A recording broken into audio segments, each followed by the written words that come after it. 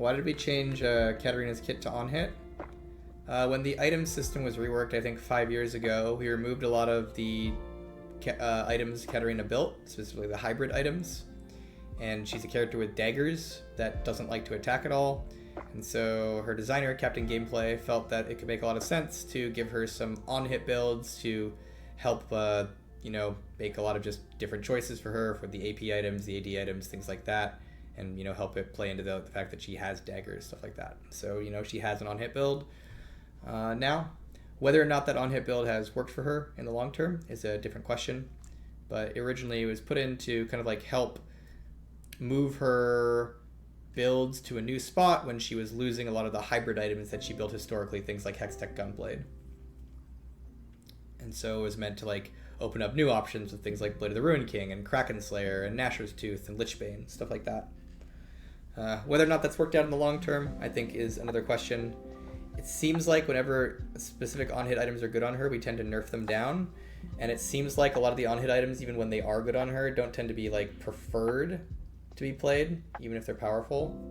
So I think there's a reasonable question to ask of, is there a lot of like player value being gained from Katarina's on-hit builds? Vi was originally designed for lane. Why do all our patches only concern themselves with things that affect her in jungle? Because I made a jungler. It doesn't matter that I designed her for lane. It doesn't matter that's what I wanted. What matters is where people play her, right? And Vi, basically immediately after her release, was a jungler. That's where people played her. That's where people found her the most fun, found her the most viable, were most interested in playing her, and so we balanced her to be a jungler. And I think that's totally fine. Characters are going to find their place in the game. We tenderly design them to be somewhere, but then they'll find their place in the game, and they'll find their audience. And then once a character has found its audience, it usually makes sense to make sure they're good for their audience. And in Vi's case, that's jungle. It's similar with a character like Seraphine. Seraphine was designed to be a mid laner, but at the end of the day, her audience is mainly support players. Those are the people who saw Seraphine and was like, this is my character, this is who I like, this is the character I want to play. And so over the years, we've moved her more and more towards support because that's where she managed to find an audience, where like Vi, just like Vi top didn't really find an audience, similarly, Seraphine mid wasn't really able to find an audience as well.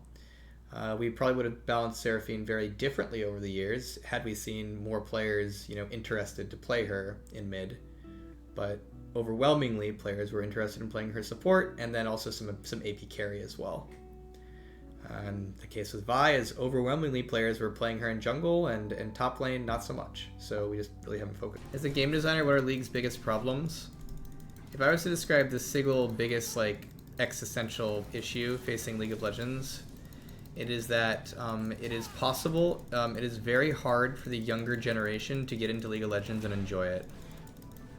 And that's a lot of reasons. One of them is just the game is generally hostile to new players. Very hard to, get into the game. Historically, that didn't matter as much because everybody played League. So even if it was really hard to get into, all your friends would be playing. So you would learn anyways. Because if your friends are playing, it makes it a lot easier to learn, even a really hard to learn game. And then also it's things like control scheme. As an example, most Zoomers can't handle... Zoomers in Gen Alpha, a lot of them grew up on iPads, and if they had PCs, they played FPSs, WASD, stuff like that. So League of Legends control scheme nowadays is very foreign to a lot of newer players. And so...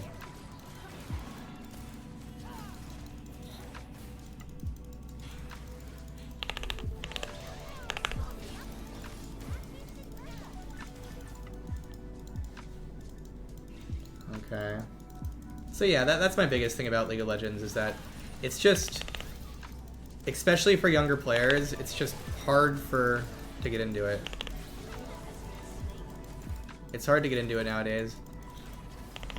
And so I feel like that would be a big deal. Because the thing about League is insanely... I'm not kidding. No cap. League of Legends is insanely fun. League of Legends is insanely fun once you get into it. The first 2 years you play League of Legends, game's a blast. Game is so cool. So much fun things you can do. But it's really hard to get into. And so I feel like if we could figure out some way to improve that, that would be big. Tutorial is bad. Any plans to make it better? The problem is the tutorial won't make the game easier to play.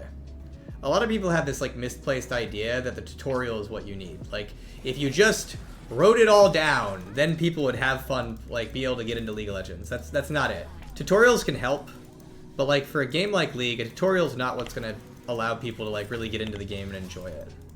It's really about like creating an environment in those initial games that is like playable for someone who doesn't know what they're doing.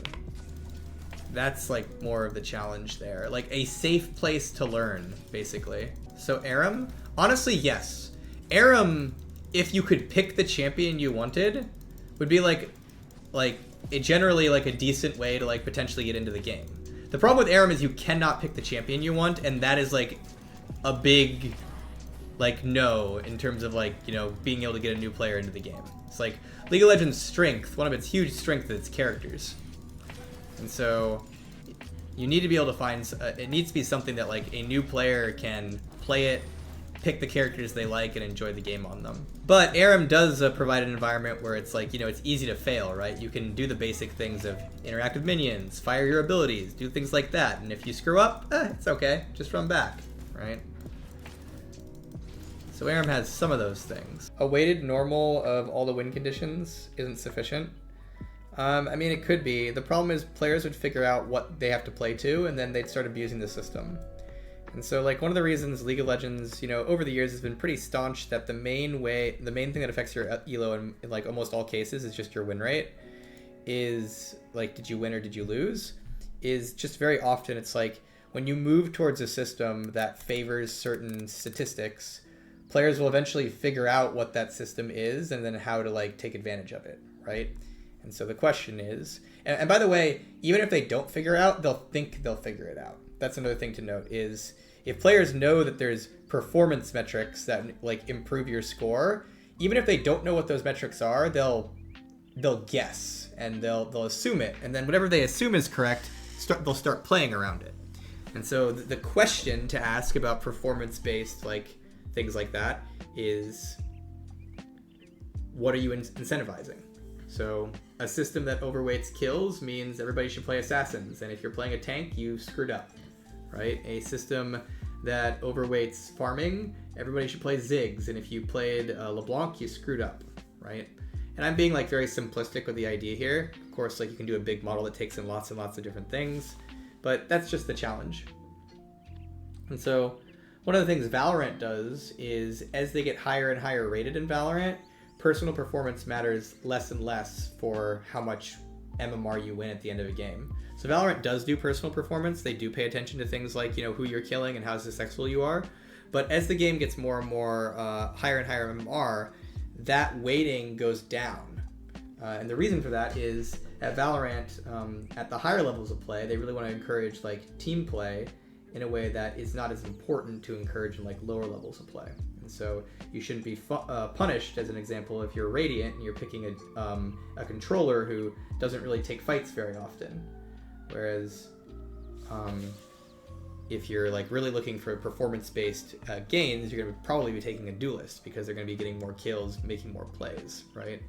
So again, it's just another complication of the whole thing is at what areas of the game need these performance-based wins, and what are you favoring?